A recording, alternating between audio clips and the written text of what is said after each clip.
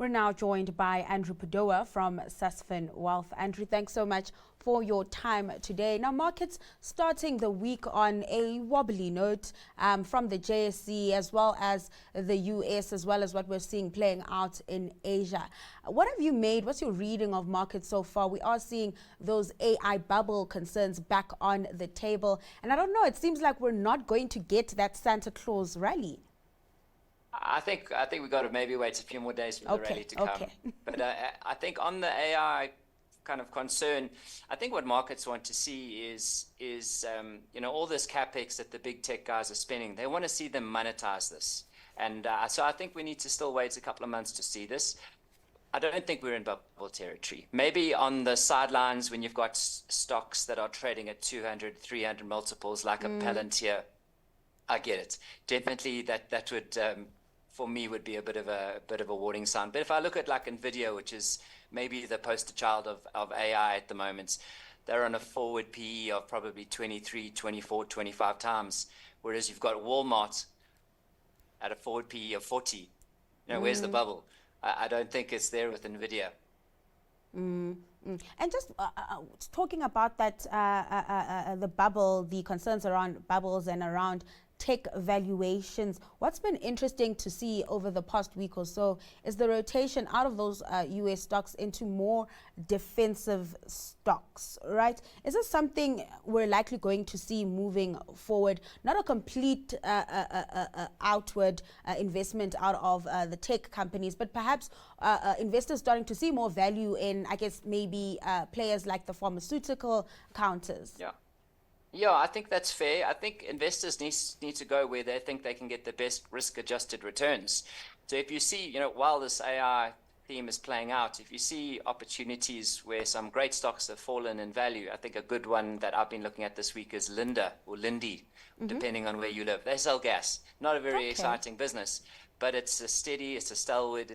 Been doing this for decades, and it just steadily grows its earnings year after year. Share price has come under a lot of pressure the last few months, and it looks pretty attractive. So I think it's a stock market, but there's a market of stocks, and so investors just need to look at the companies individually. It's a stock market, but it is a market of stocks. Market of stocks. I like that. I like that a lot. Let's move over to what's playing out in China, Andrew. Retail sales up 1.3%, industrial output up 4.8%, but coming in below analyst expectations. Talk to me about what this means for the economy. Why are we seeing such numbers? And perhaps are we overestimating the kind of recovery we expected to see out of China, considering that the property sector is still downbeat and domestic consumption remains a problem? So the 4.8% number, it's still a good number in absolute terms, but it was obviously lower than expected. But from what I've seen with those results, the business and the manufacturing side, that was still pretty good, the export side of China for the global demand.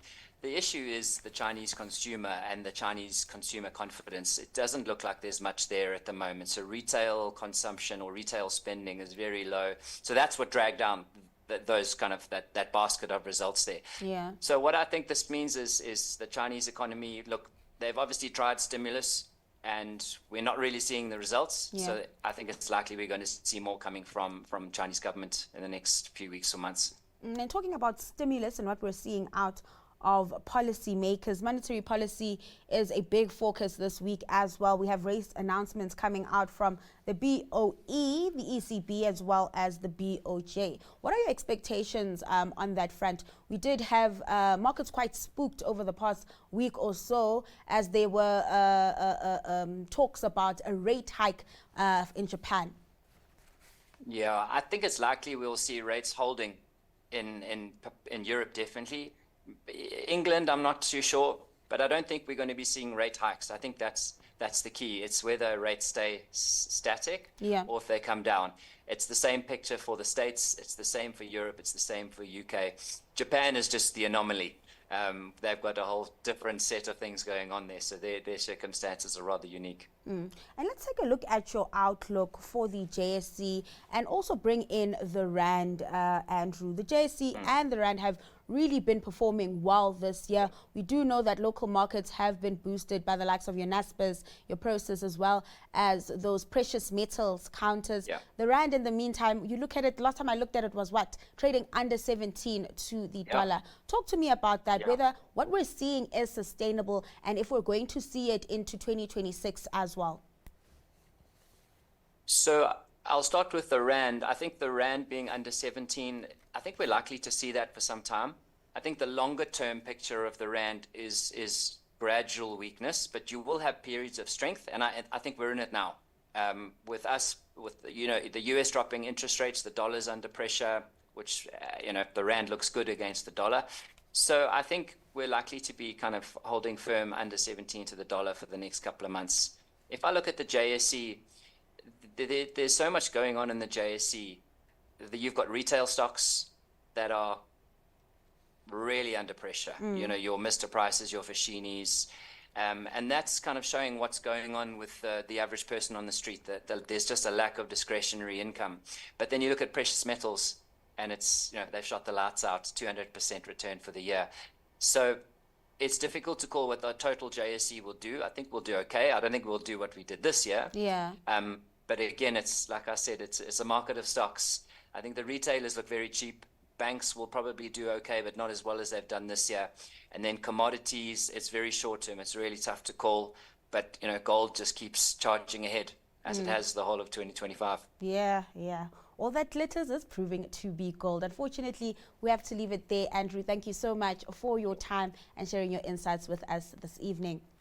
Thank you. That was Andrew Padoa from Sasfin Wealth.